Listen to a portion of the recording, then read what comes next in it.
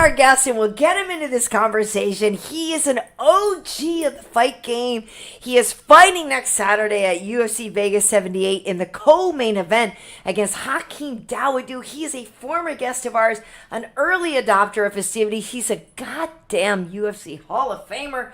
Ladies and gentlemen, Mr. Cub Swanson. Cub Swanson. Oh, you're trying to you're putting on this to mirror your Uncle Renato. No. Oh. I'm trying. It's true. You're trying. So listen, Cub. We're here. We obviously talk fight game, but we talk a lot of relationship stuff too. But you have a beautiful wife. So how did you score Kenda? We started off as friends. And How did you meet? Working together. You know what? Oh, okay. I don't think it was something that we were trying to do, and we just were friends, and we enjoyed each other's company. And when we kind of had alone time and talked, we realized that we were on a very similar path, and like kind of the same in our life, like feeling like we're missing out on starting a family, and we were both kind of like, done the partying and the traveling and done all these things, but like you're missing something, and we just kind of both on the same page, and we took a huge leap of faith, and it's really worked out. God, it's funny because that's the opposite of mine. I come from like having to have too many family and stuff like that, and I'm on the pathway. I want to be on, doing the party and the different sacks and stuff and all the different ways to make love and stuff like that. Whatever makes you happy. Well, that is what makes me happy. And at this point, because you have three children, right? Because you had a baby and then you guys had twins, right? Yeah. Oh, caralho. Yeah, and it's wild. Goal was to have two. We were like, let's have two, really close together, no middle child, and then we had three, and it was just fucked up because we got outnumbered. Like we got totally with one. Like it's a gang. We were a team right away, and we were splitting duties, and because like what you guys were talking about, I never. She always had a career and was successful, so I never wanted to be the kind of guy that would come in and say, okay, now my job is the most important thing in the world. You stay at home. So why not? Just because, like, why? Because why? Because Kenda's kicking ass herself. Why limit her? I never considered that. Like I did diapers and diaper. She's more of a mother, like that's just instinct, and well, stink with the diapers is every stink in general. Yeah, 100%. But I wanted to be in on all of that. So, you're a better man than yes, he is. He very clearly. In training camps, she'll go work on the weekend, and I'm at home, and they're like, "Where's Cub?" And I'm home with the kids. So, but now, I've been in camp for 2 months, and she's been doing everything. So, I mean, why wouldn't I step up for her? Well, before, you guys were splitting duties, but now the duty is splitting you, caralho. Yeah, times 3. That's too many duty as far as I'm concerned. But I see Kenda because a lot of time when I'm at the Apex and all this stuff, I see her, and she's working. She does stuff with like talent relations and all this stuff. But you guys have been together for a minute now, and I do have to wonder, like, for you, with you still being such an active fighter and stuff like that, like, it obviously must be very helpful that she is so dialed into the fight game too, right? Like, I have to believe that makes it a lot easier. Definitely. It's nice because sometimes we work the same event. Like if I'm cornered, she might be working it, and that makes it difficult because we have to find babysitters that are willing to watch. And so that's hard, but it's nice because it's like, hey, we see each other at work like we used to, not like not at home. And I think it's important for us to like get away and see each other like in a different context. Yeah, as the mother father role. Yeah, yeah. So yeah, Hey, so I have a question though. Do you guys ever, and maybe this is getting a little too personal, but do you guys ever do a little bit of the role play and like pretend? Like if the kids are at home, right? If the kids are out in Palm Springs or whatever, they're like back home. Like, do you ever get to Vegas and pretend, but like, hey, baby girl, how you doing? Like, because I feel like that would actually be really fun because you're in a cool, like, you're in a place like Vegas where, like, the atmosphere sort of, you know what I mean? Yeah. But like, and she's so sexy. Like, I feel like it would be fun for you guys to do that. Like changing each other's diaper or something like that. much, but I'll say we always try to like encourage each other to enjoy our company, and that is always huge for us. Is like she's the one that brought it up right when we had kids and was like, I don't want this to become like this like kind of daily grind and you forget. Right. It did dawn on me, and so we go out of our way to have alone time, and I think it's been a huge part of our success together is that we do things as a team, as a couple, and as a mother and father, but then we also get date nights whenever we can and try to have fun and just make sure that we separate the two. I can respect that. I have the similar situation, except for I take alone time away from the female too, the mother too. Mm-hmm. You know what I mean? The baby and the mother, I keep my alone time going to the date nights and stuff like that. It's not actually the same, Renato. They're in a It's only committed one relationship. thing different. He's not a. It's exactly the same thing. He's not pretending he's not those kids' parent, though. Like he's not denying. But you just say you like role playing. I'm just role playing that I'm not the parents, and it's like hide and go seek. Like I go like this, look. And then when they get to be old enough to make money, I go like this. Like Shaq's parents, like Shaq's father. God. As soon as they become famous athlete and stuff, I go like this. Look, carajo, I'm here. I need back. Oh my God. Oh my God. So listen, Cubby. Yes.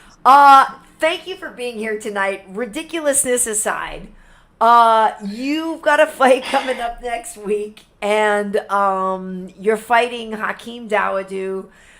Listen, what kind of name? He's an African gentleman. Yeah. Is he a prince? He's an African prince. I'm not sure if he's a prince. They say Hakeem, Prince Hakeem. Prince Hakeem Dawodu. Prince Hakeem, my son Hakeem. But so listen, we were saying you were on the show with us before. Hold on, carajo. Okay. If he comes out, I hope he don't come out with the hose bearers or whatever, the women throwing hoses at his speech or whatever. Is that going to be intimidating? That'd be a little much. Yeah. That's not really Apex walkout, Oh, true. True. You never know. Okay. I have the anyway. Okay, go ahead. You never know. But so, when you were on our show before, you were coming off the win over Darren Elkins. And so you have only had one fight since then. That was January of 2022. So, like, what's the deal? Like, what have you been wanting to be more active? Did you have some injuries? Like, catch people up on what's been going on as to why we haven't seen more Cub in the last little while. Yeah, caralho. I can afford not to fight 3-4 times a year. Once a year is enough for me. I put in my time, and I'm just doing it for fun at this point, and just doing what I enjoy. The rest of the time, I've been actively trying to work on my exit strategy, and fighters. Smart. After my manager passed, which you guys know, it really it put things into perspective for me. So I promised myself that in between fights, I would focus on life outside of fighting. So that being a dad, and then also giving back and managing Rafa Garcia and Dan Argueta, and I got Danny Silva's gonna probably be on the Contender Series coming up. So all my guys are doing well, and I'm enjoying that. So for me, fighting once a year is plenty. Okay. I can understand that. I bet you there's plenty of athletes that would like. I was just watching that fucking series on Netflix called Quarterback. Have you seen that shit? I started to watch it, but I haven't. It's kind of like imagine Hard Knocks. You ever seen that, Mm-hmm. Cameron? But it's just focused on like these three quarterbacks, and one of them is Mahomes, the other one is fucking Kirk Holmes, Cousins. yeah, nice. Anyway, and these poor fucking guys, you don't think about it because they make so much money, but like this fucking guy Cousins, his hips was fucked up, like like as bad as you hit, where you can't like, oh, and he's every week he's trying to get ready for the next one, and then they hit him once, and he's like, huh, and they have him mic'd up. You don't hear it during the normal game, but he's going Right. half the game he's going like this, and it's like he's not a tough guy, but every fucking week. I bet you if he could just play like 1 or 2 games a season Right. or whatever, like He'd be so psyched. He'd be like, I feel rested. Oof, I feel good, But like it's a luxury to be able to be like to the point where you've earned the height to do that. You know? And I feel like I have. Yeah. Here You 20 have. my career. So Yeah, fair enough. I mean, I remember shit. When I first moved to LA back in the early 2001, whatever, I remember seeing you at very small shows, like fighting dudes from our gym and shit like that. Like, you remember we talked about that, in Santa Monica or whatever. Mm-hmm. Like fighting in these things. That's that's ages ago. I know. That's a lifetime ago, And Yeah. you're still there. You look pretty much the fucking same too. You which is funny. do. You still look like a kid in a way. I appreciate that. Yeah, my Swanson side of my family, they age slowly, so that's always been a blessing for me. That's the Is that the Swedish, Swedish the side? Swedish one. Yeah. Well, of course, it's not the fucking Mexican one. Like imagine Swanson, Suarez son. But it's funny because my mom, a lot of white people, that's not the case. Like darker people tend to, kind of keep the. But I tell you what, my mom is like, she's a lot of Scandinavian blood. She's like half Scandinavian, and boy, she looked fucking young too. You know what I mean? Like she stays looking young. So, that's a good stuff to have in It your is. back pocket there. But at this point, too, though, Cub, here's the thing, though. With you being in the position that you are, and like literally the ad that I made for this show, you're a legit OG. There's not that many people left from like when you began. A lot of those guys are retiring now, right? A lot of those guys aren't still around. And dead, so maybe the one fight a year thing keeps you here, but that's the thing. And so though, going into it, that the UFC is going to be like, okay, bro, well, we're going to make the veteran versus the young guy fights now. Like, so how do you feel? Because every single time, like last time it's Martinez. I mean, and I'm not saying Dawoodu is brand new, but, it's like, that at this point they're going to keep trying to set you up with these young guys. Like, how do you feel when they give you these contracts? Who else would I fight? Right. It's not like it's not like an easy league. This is the best of the best, So, But can they give you at least a bum every once in a while so you can just like lick your chops or whatever? Like okay, it's not the NBA is not an easy league, but there's 12 guys on the bench.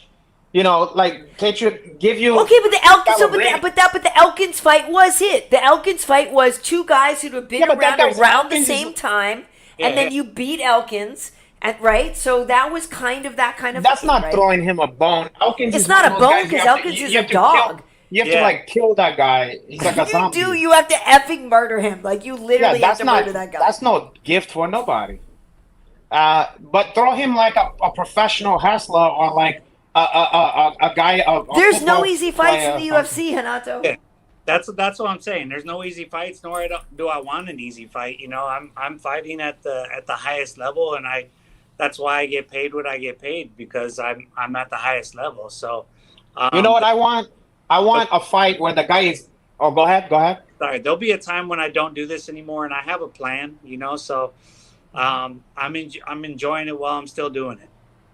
Have you ever considered this like a fight with the highest level guy possible, but like in the movie Gladiator, like you cut him underneath the hips before he goes out there, and nobody knows, and then you kicking the dog shit out of him, and you're like, this guy is easy work. Oh, caralho. You know what I mean? Like something like that. I don't know. You might want to look into that. Because you get the glory, but it's not as far the other one. Yeah. But listen, to test myself. That's why I No. survived last fight. I wanted, to do something different. I wanted to test myself. I mean, that's what fighters do. The real. Yeah.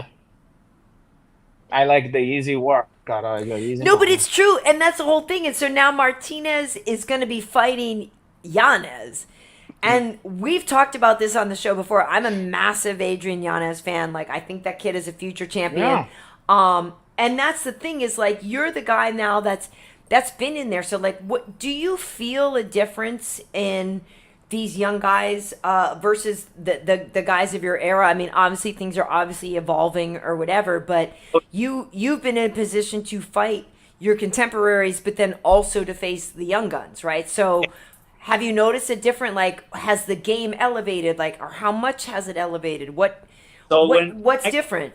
When I got into it, you could be a blue belt and like your grappling was going to be just fine. Like had some black belts, and it's like, okay, stay away from his guard. Yeah.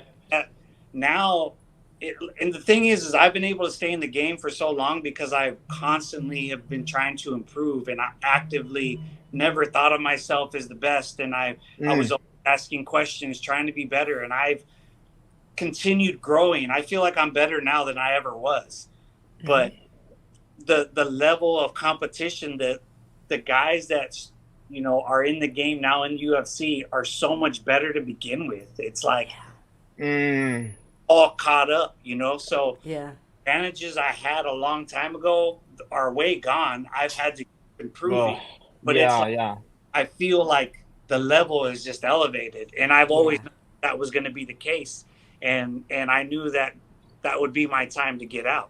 So I'm the level of where MMA is, and I think that it's going to be even more incredible in 20 years. Well, my era was UFC 1 and also Jungle Fights 1. Like, do you think that if I do a comeback, I'm gonna have maybe your element is like parking lot fights and stuff? No, you think I'd be fine? You just think when I started doing this, YouTube wasn't a thing, and this is what social media, right? So understand, when I went to China with the UFC a while back, they were asking me what's it going to take for the sport to evolve there, and the government wasn't really big on it then. Yep. And I said is that you guys don't have YouTube, like you don't understand. If I wore a Higgin Machado shirt or a Gracie shirt, and you saw somebody from a different academy at the mall, you were like, who the fuck is that? You're like, it's like colors, it's like gang shit. Yeah. Totally. And then you started seeing kids wearing tap out, and you're like, man, that kid doesn't train. What's going on? Yeah, and you gotta test them, the kid. It was a lot more like, people didn't share ideas. Now, that's for sure. That's for sure. Get their stuff out there. So you could be on your phone and you could learn. Like, I'm constantly sending information to my guys. Like, oh, have you seen this move? Have you seen this move? This is cool. Yeah. It would fit your game. That wasn't a thing when you only knew what your coach knew, and going to different gyms wasn't like, it was frowned upon. Right. So of course it was. Criange. Bringing everyone's level up. So it's incredible with how much these younger guys know now. When I got into the sport, I didn't even know what the guard was. I was like, what? You fight on the ground? I've never seen that before. And then and I got good at it. Now my kids watch fights every weekend. Right. Yeah. Like it's on every day. They watch it all the time. They kind of know a little bit. They wrestle. They do jiu-jitsu. By the time they're adults, they're gonna know everything there is to know fighting without it on them. So, like I was giving a best man speech recently at a wedding, and I mentioned, because the guy used to be a student of mine, and I mentioned something about how, because the guy was fat when we first met. He was like almost 400 pounds, and he lost like over 100 pounds. Oh, wow, that's awesome. Doing jiu-jitsu. And I was trying to tell him, this fucking guy went from, he couldn't even, first of all, I could barely get my legs on. He couldn't get in my close guard without like tipping over. Like he would just tip over if I even shifted. And I mentioned close guard, and he's like, the people for the most part in the fucking wedding knew what I was talking about. You know what I'm saying? Yeah. That's insane to think Things have about. changed. Yeah. Yeah. Things have changed. Things have changed a lot. And so so you're cognizant of that. And I know, you Yeah. mentioned like you manage people now, and you're passing that on to the next generation. So when you keep mentioning, your exit strategy and this kind of thing. So how much longer do you think you're going to be an active fighter versus being a guy that's, guiding the new Yeah. generation of fighters? The closest people around me know the answer. No, we not you. You mean to tell me we're not the closest to your heart and I the closest mean, people in your life? Oh. here's the thing. Well, I feel like, if maybe I'm wrong, you have nothing left to prove. You've done everything amazing. Like you're already in the Hall of Fame for the incredible fight with Doo Ho Choi.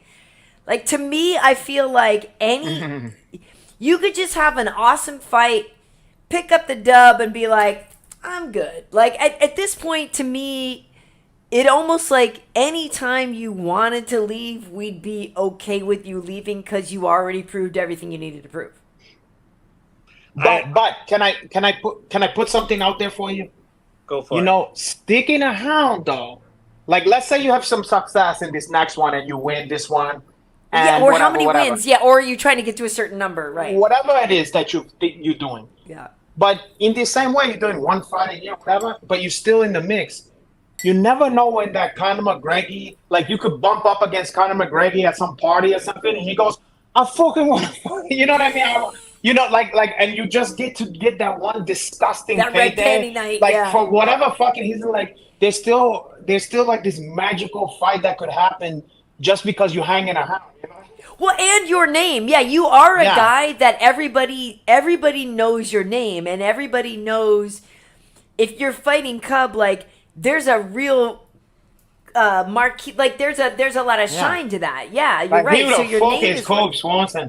I thought you were singing the Cheers song. Well, because everybody know your name. It's true though. Everybody But does it know is that one. true. But It I'm is just true. saying, like, shit, you never know when one of these fucking Well, fights. that's probably what I'm the most proud about, is that when I got into it, I obsessed with like Vanderlei Silva and Shogun and Yeah. Crow Cop, and I was watching Rain. What's his name? The kickboxer. Raymond Decker. Yeah, Raymond Decker, and Right. like these highlight videos, and then I just like, man, I just want a cool highlight video like that. Yeah. And goal was never really to become champion.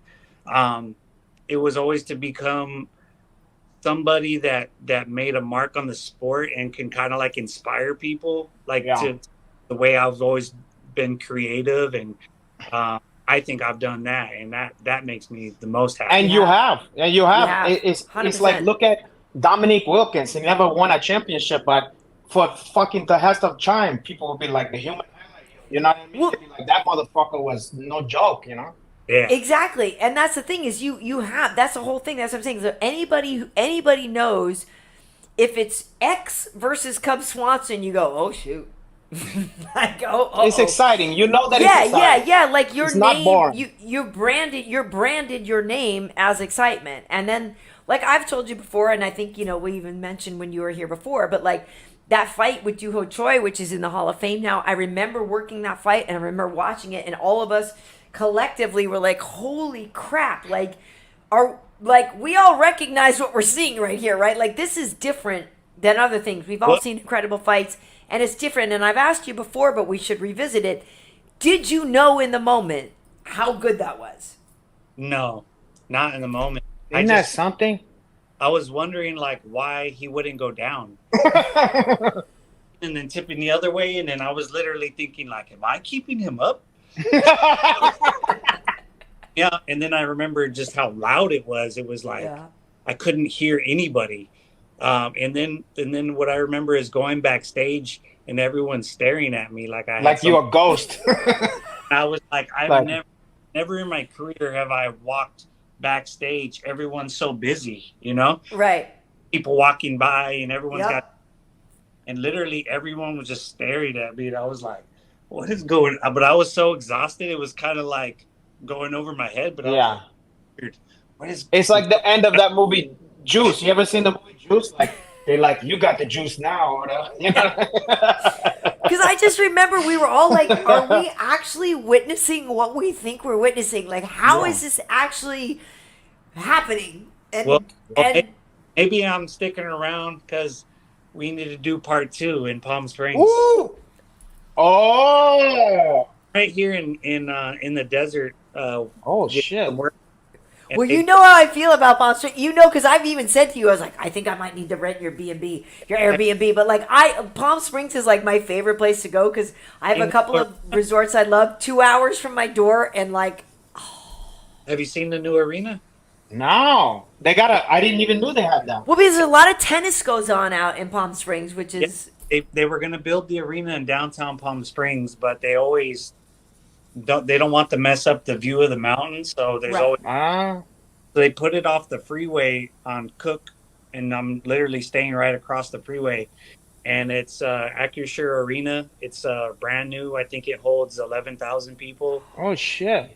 Yeah, it's like half under. Oh, that's a no-brainer. They gotta do that. No-brainer, fully no-brainer. Oh my God, there's and you so get many all the Cali SoCal, fighters we could have here you too. get every SoCal fighter, you know. And Nevada, because honestly, to come down from Nevada, from Vegas, it's really easy. Oh my God. And for that matter, Utah or fucking Arizona or whatever. Yep.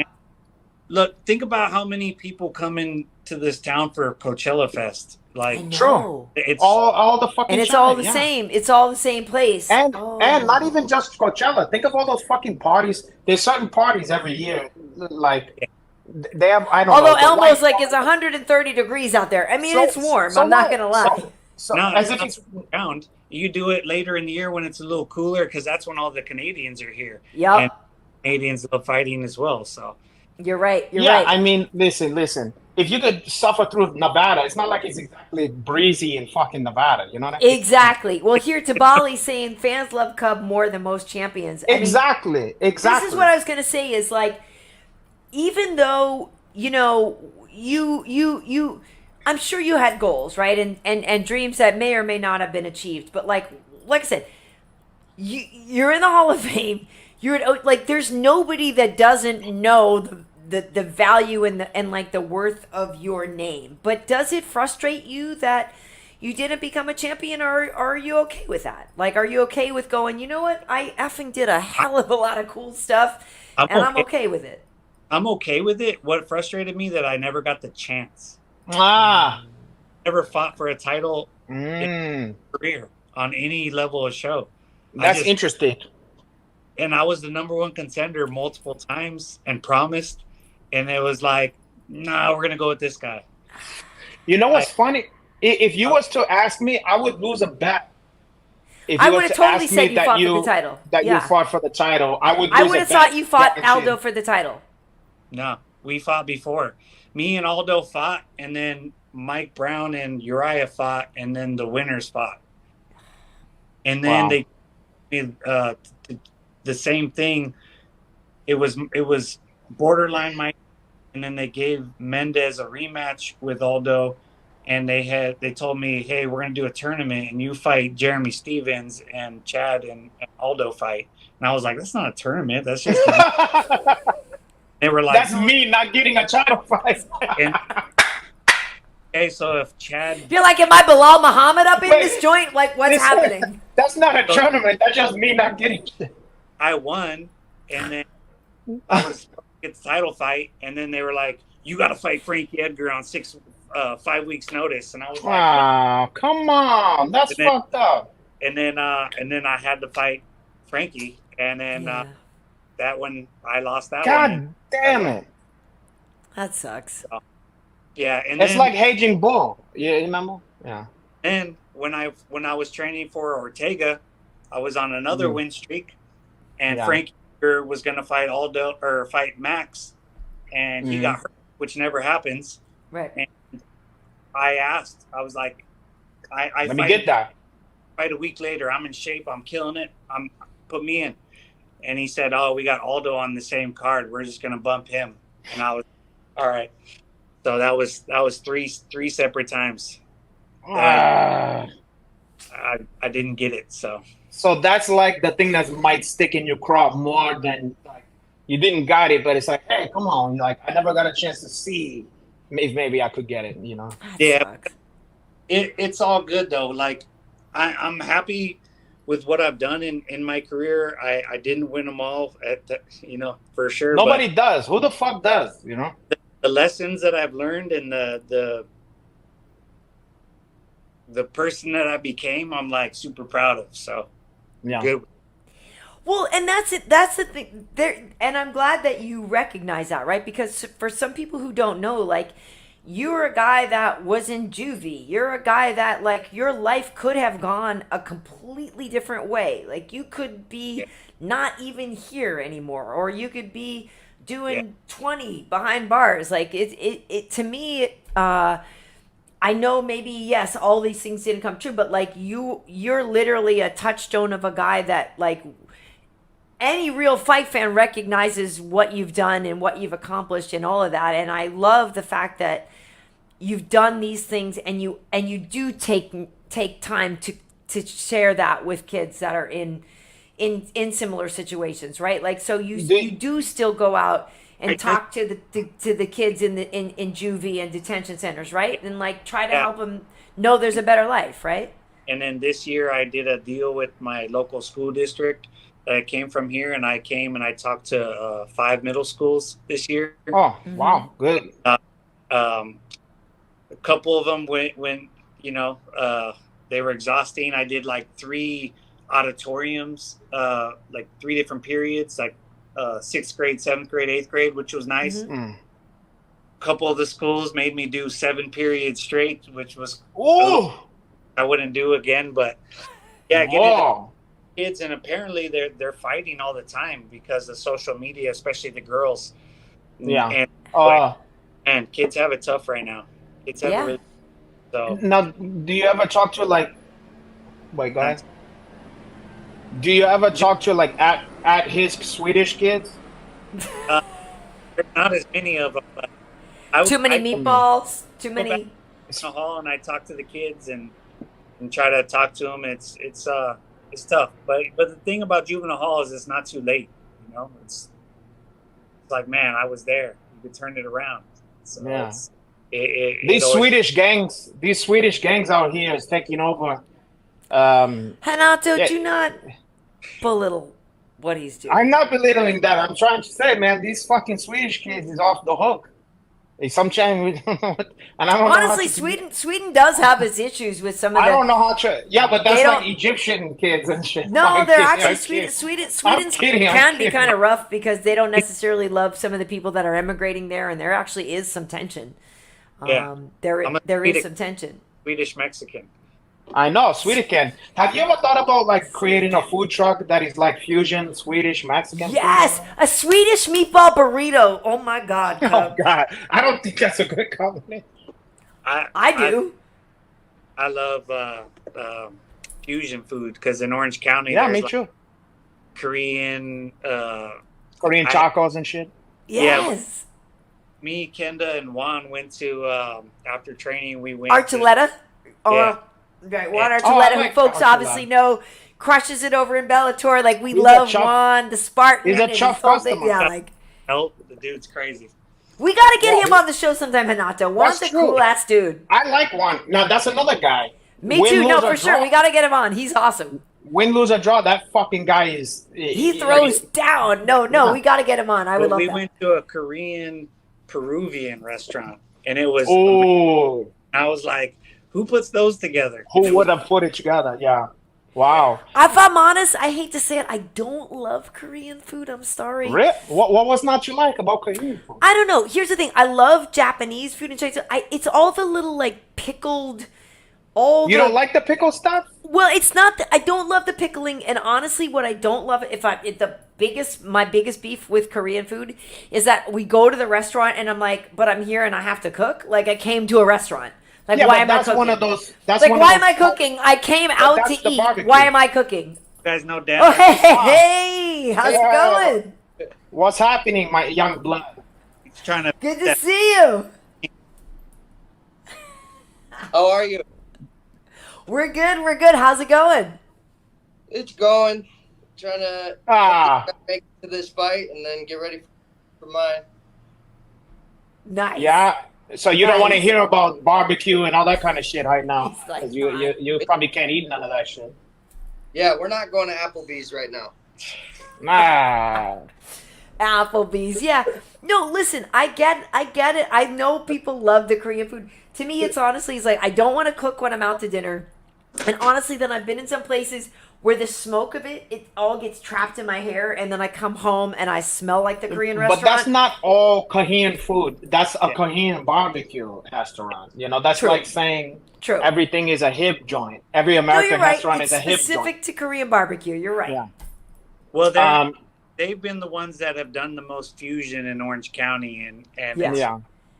so that's all I was saying. Because Peruvian food in general is pretty amazing. I don't know. Oh, if I know. Yeah.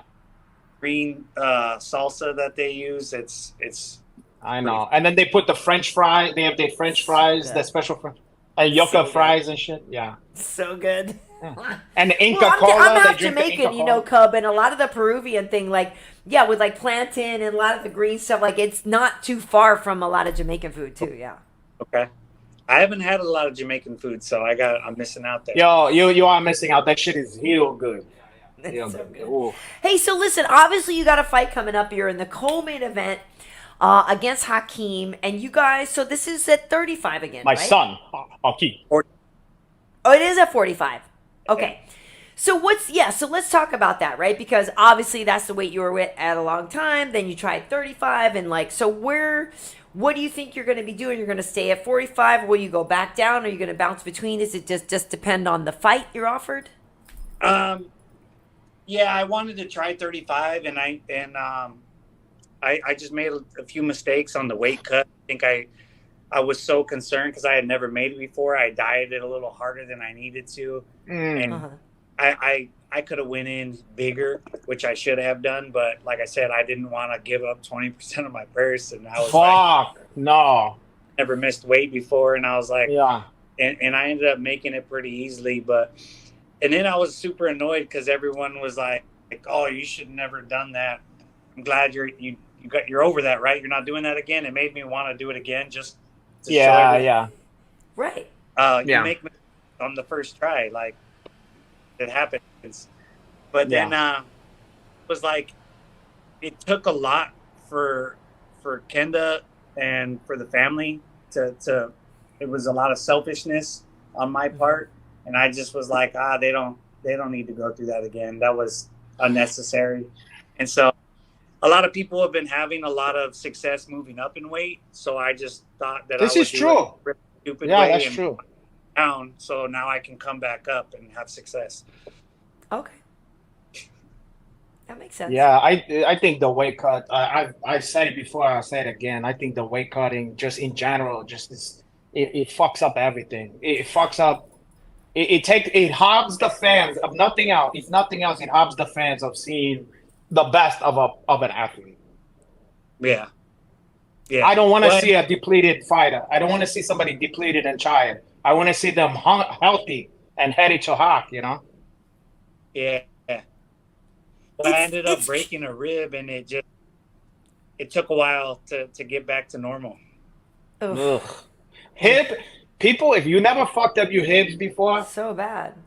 people have no idea how much a fucking fucked up hip, even if it didn't break, even if just, the cartilage is fucked up, and you try to breathe in, you go, ah! You know what I mean? Even And a all deep of a sudden it breath, pinches you and you can't. Yeah. Right. you can't laugh. First part is what happens Going to the after bathroom? a fight. After a fight, everybody has what to eat, and especially if you hit your lowest weight that you've ever hit, your body bounces back pretty extreme. I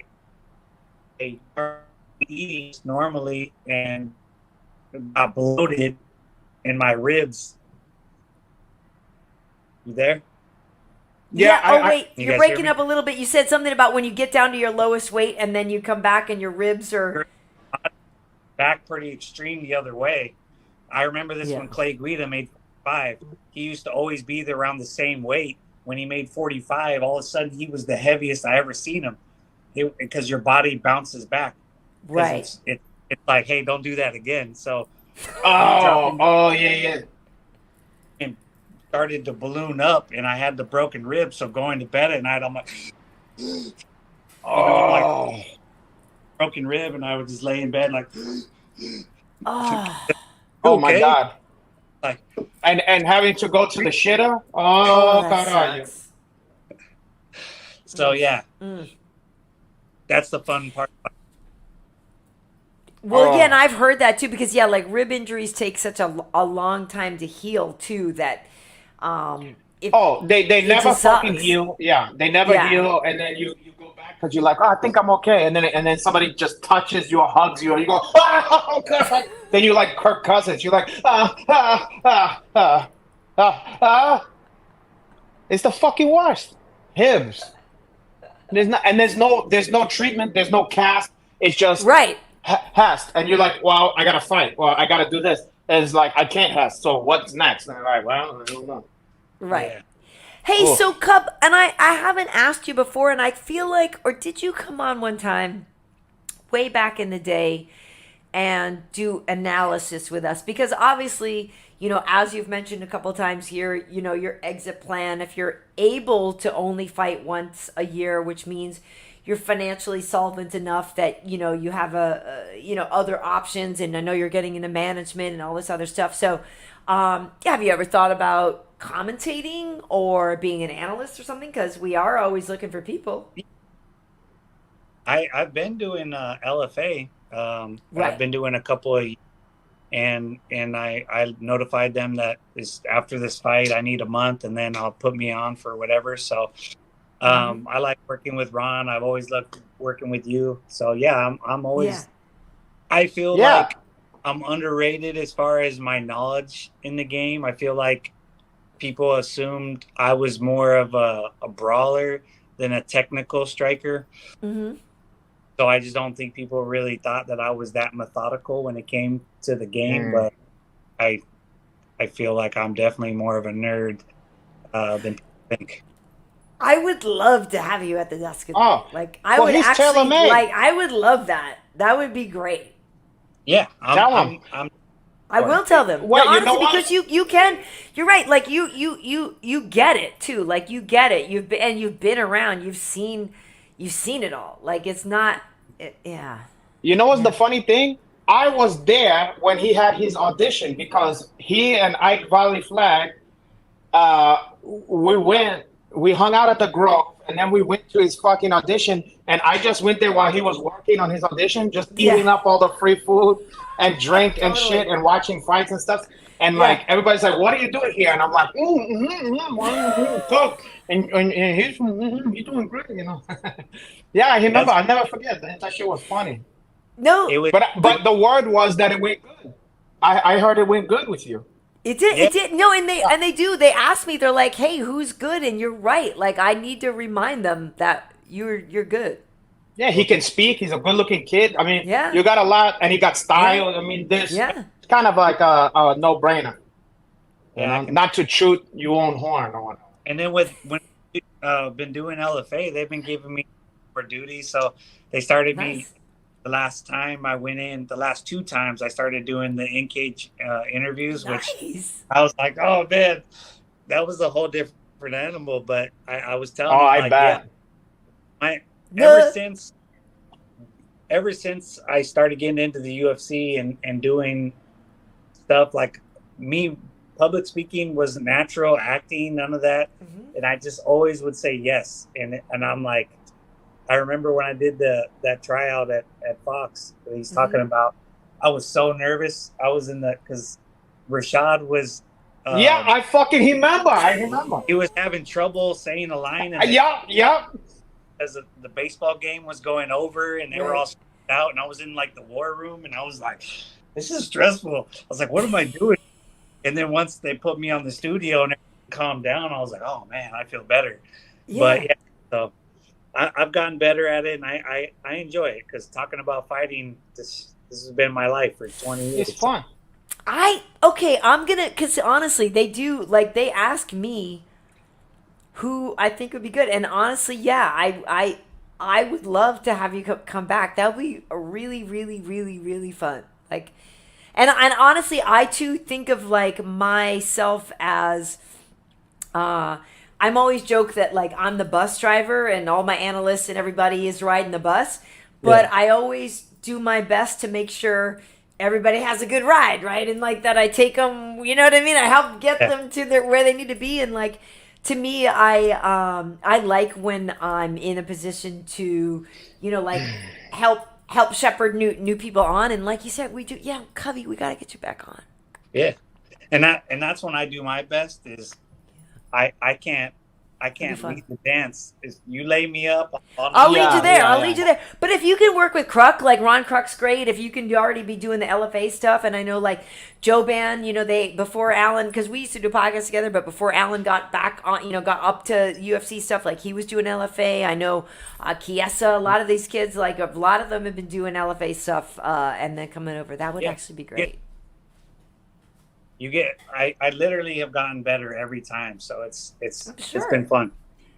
Karyn Bryant, what's the hardest part for me in any of the shit, those other events that I did before, is What? I don't mind the play-by-play, all that shit is fun, the interviews, all that shit. The part that I fucking hate is, the opening thing that, like, let's say Joe Hogan, and, I don't know, Anik or something have Or to be do. Anik, probably. Yeah. But Joe like doesn't do that first part where you're up, like you're introducing the event. Yes, because I have to write And- my script because we get a scenic and I But write my here's what I thing. hate. Here's what I hate. I don't mind when I have to talk.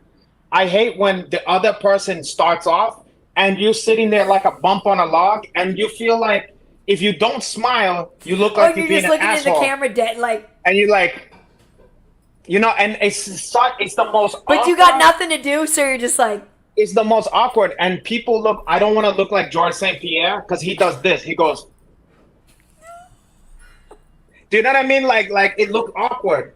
And then some people, I think the best way is to pretend you give a fuck about what the other person is saying, and you go like this, like, Well, at least for us, we're not cage side. Like if Cubby, if you're on with me, but you know what I'm we'll talking about. Yeah, I totally know. But That we one would is be a at the kid, that's desk, death. and Yeah. it comes to me at the desk, and I'd be like, "Hey, everybody, welcome inside the Apex." That's much KB better. Here, kicking That's it with much so better. and so, and I'd be like, "I'm kicking it with Sugar Rashad. I'm kicking it with two Hall of Famers, Sugar Rashad Evans and Cubby Swanson." Like Yeah, I could yeah. actually see you, me, and Sugar working out together. Well, that would actually be really good.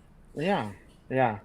Yeah, I used to work when I first started, but then I realized like I started remembering how it is when I watch, and you're only watching the person that's talking. So what I think Right. about is try not to be distracting. If I keep moving, now I'm being a distraction.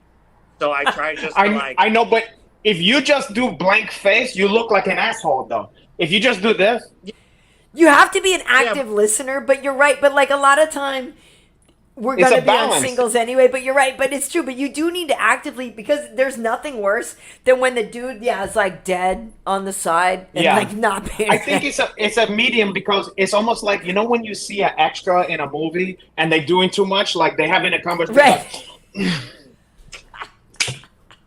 You know what I mean? And you don't want to be that. Yeah. Oh. Right, you're like, bro, chill. But it's true though, because that's the thing is, so much. You know so much, and everybody knows you, and that's the thing is, like, your opinion is instantly valid. Like everybody knows you know what you're talking about.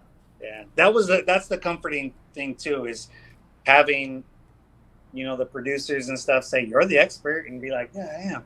Right. That little confidence. That's why you're there. Yeah. Right. The more you relax, the better. You're right. Well, Yeah. that's the thing is, like, I try to tell people, when you're there at the desk with me, pretend you're just sitting there with your homies, shooting the crap on your couch and just talking fights. And it just so happens that there's a camera here too. But like, talk to me the same way, in that intensity and that visceral and that first person narrative. Like, talk to me like we're just kicking it, That's really what we want, is because you're the one who's been in there. Like, you have that experience. You know what it's like if somebody swings a friggin' left hook at your face. Like, you know what it feels like to be 2.5 rounds in and dog tired. Like, that's all we want. Give me that first person narrative, Yeah. It's not And not a actually fake that version. hard. and not a fake version of yourself. Like sometimes people put on an announcer voice, Right. and that's when it come off weird. Like you sound like a weatherman or something, or like a fucking. You know what I mean? How news people have like a news voice, and you're like, Right. who talks like that? Yeah, yeah. That's what's a turn off too. You know. Yeah. See, and I was wondering if I needed that because I'll just talk. Don't make an announcer voice, please.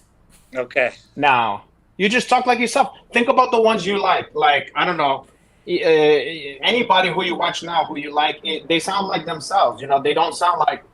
Well, let me tell you something, Mean Gene. Right.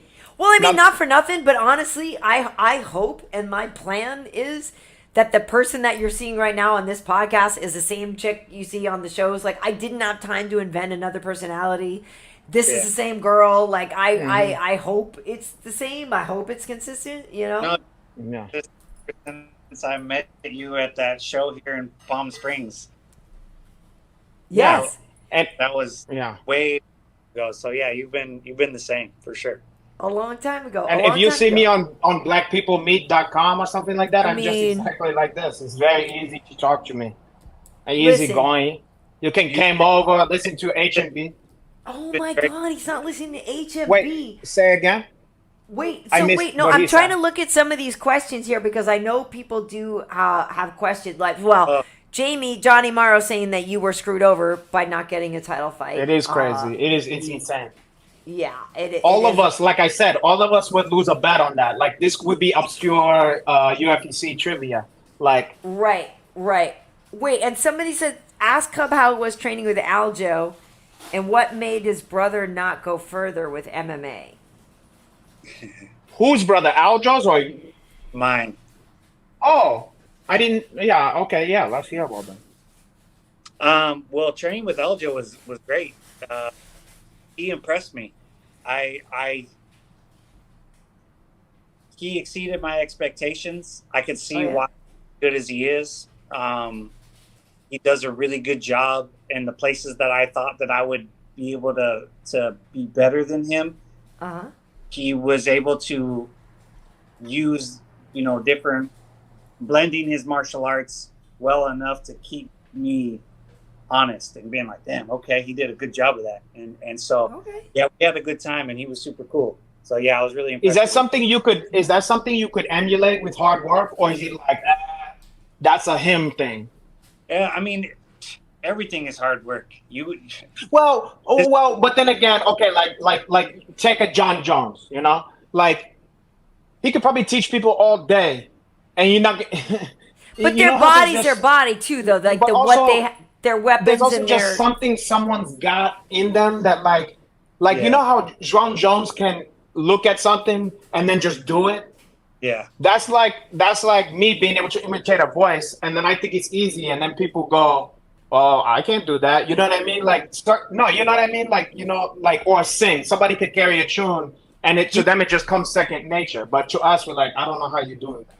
It's like a wrestler. Like a lot of the wrestlers that I know that are doing well in this sport, they just have that grinder mentality, and they work it to death. And you're like, man, this guy works hard. And then they're spending do the research, they're watching film, they're breaking things down, they're doing all the extra. That's the kind of stuff that you have to have.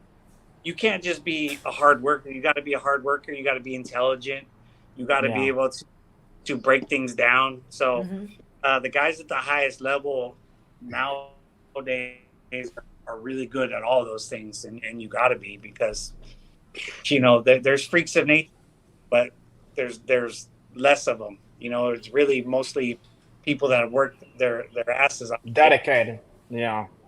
And I think also, too, with part of it is just that Aljo, because maybe some of his opponents had a bigger microphone, right? Like that. So people believe some of the quote-unquote shortcomings of Aljo. You know what I mean? They haven't maybe actually given him credit for how good he actually is. Like they actually just believed. People love to hate that guy. People love to hate him. There's something about, I like the guy, but there's something about him that's hateable. I don't know what it is. Certain guys have a lot, because everybody, not everybody, a lot of people think he faked with the DQ, you know, and with Jan. And so, but look at, I'm half Jamaican. So like Aljo is the guy when he's fighting, I call my mom. I'm like, the Jamaican kid's fighting. You know what I mean? There's a few kids, him and Randy Brown, Rude Boy, O'Day Osborne's fighting like that. But like, I recognize that. And so I think Aljo, did get a bum rap because of the DQ. It wasn't his fault. And that's why people have just kept that in their mind. Even before that, I used to hunt into a lot of hate of that kid. Like, just certain people, they get hated on for some fucking reason. I don't know why. Well, I judge people off of how they bounce back. This is a sport where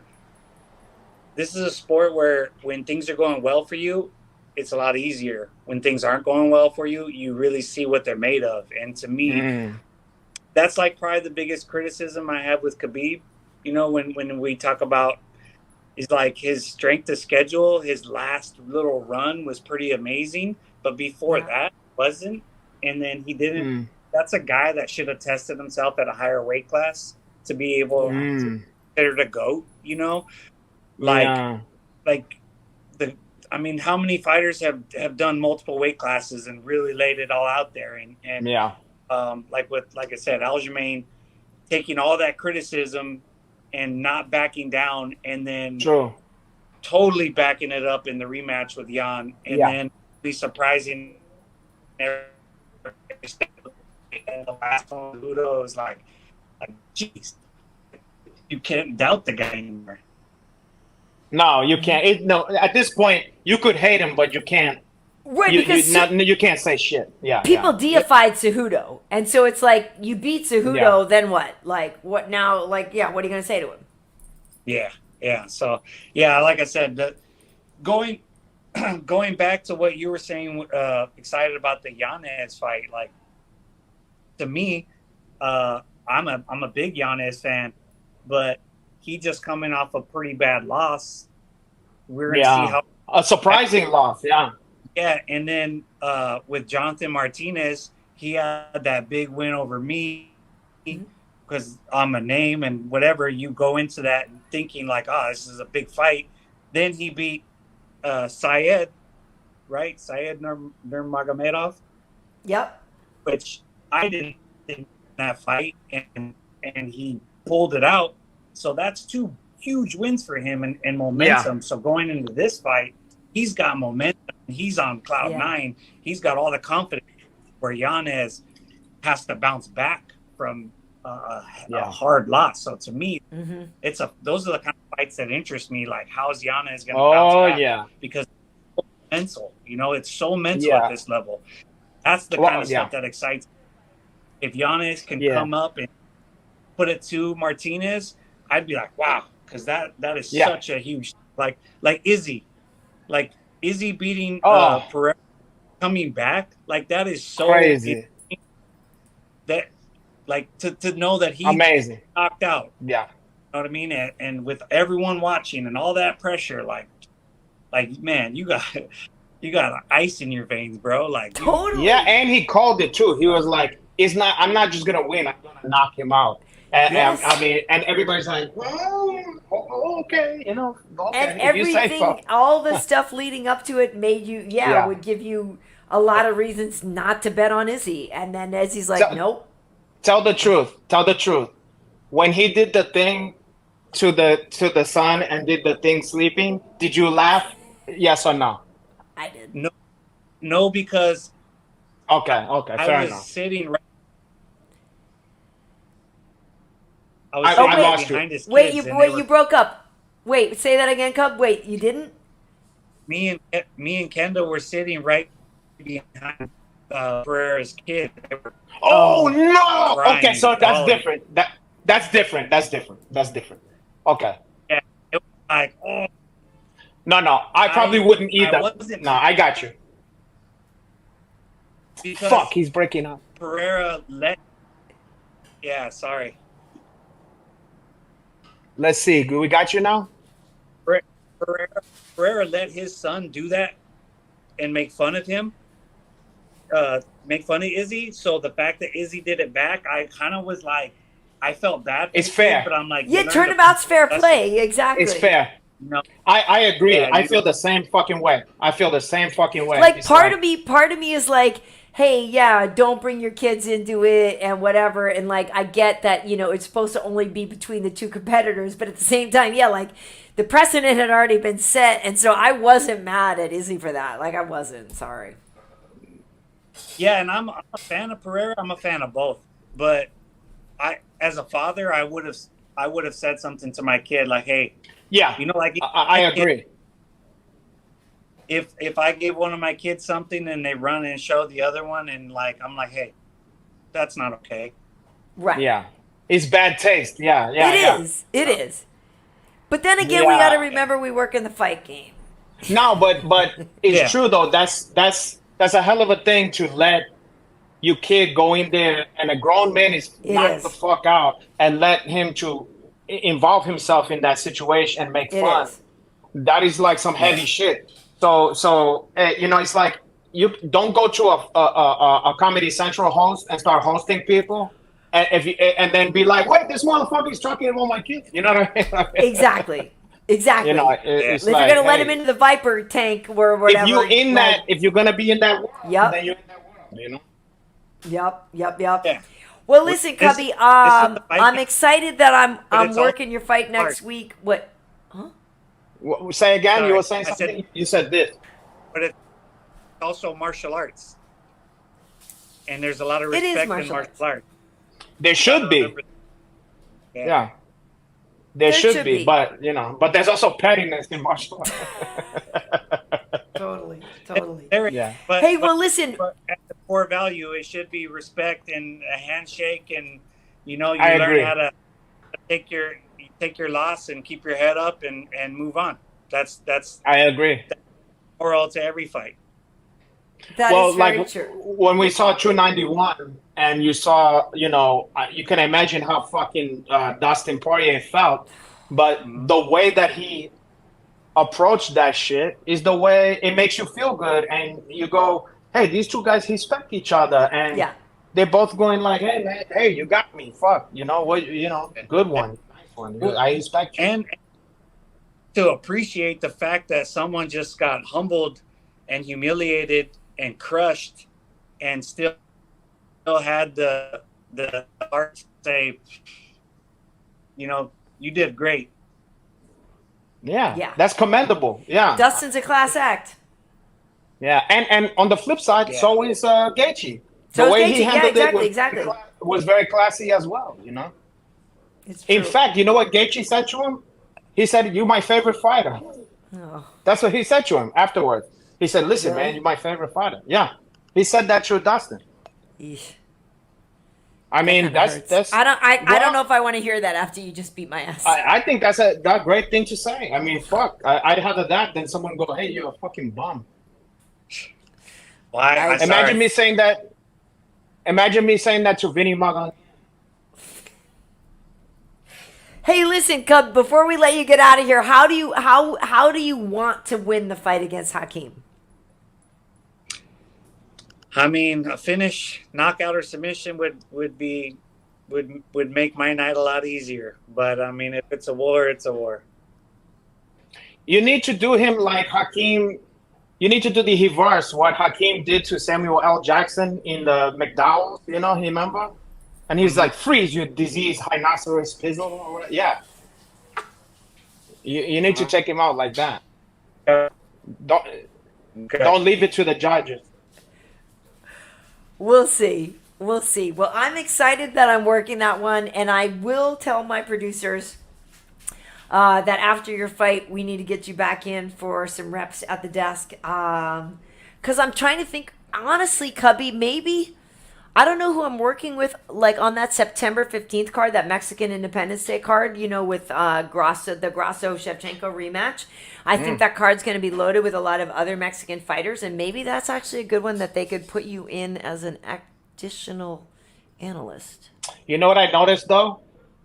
You producers, it's frowned upon people who don't follow your Uncle Hanash. Like, if they see that they don't follow me on Instagram, they go like this. How the F should we? What kind of taste? No, but honestly, I'm going to pitch that because I would love to have you back in the desk with me. I would love that.